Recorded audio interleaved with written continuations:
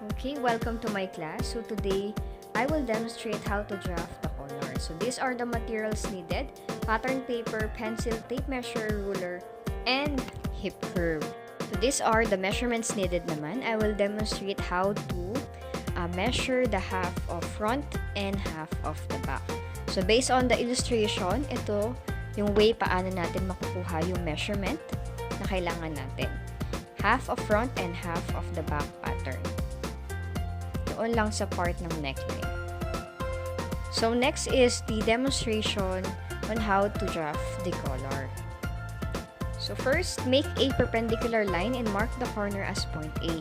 Kung wala tayong L square, pwede tayong gumamit ng ruler. Make sure lang na 90 degrees yung ating perpendicular line.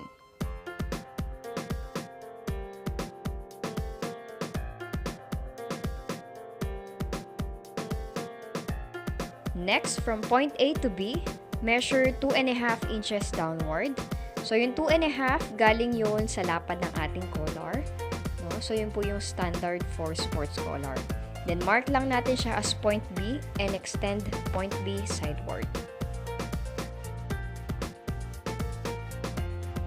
Next is from point B to C, use 1/2 of front plus 1/2 of back neckline measurement. So, dinemonstrate na natin kanina kung paano iti-take yun. So, sa aking example, ang nakuha ko sa front is 4 7/8 and sa back naman is 3 1/8. So, kung ipag-add natin yun, na makukuha natin is 8 inches.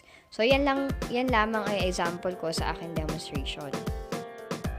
Next, from point A to D, use 1/2 of front plus 1/2 of back neckline measurement. So, sa example natin, 8 inches ang ginamit ko. So, pwede magbago yan based sa neckline measurement ninyo. Next, from point D to E, measure 3/4 inch sideward. So, ang purpose ng 3/4 na yan is para sa tip ng ating collar. Next, from point E to F, measure 1 cm upward. So, ang purpose lang yan is para hindi naman sobrang straight ng ating collar. So, same lang sa ginawa natin kanina. From point C to G, no? Measure 1 cm upward. The last step is i-connect na natin yung mga points.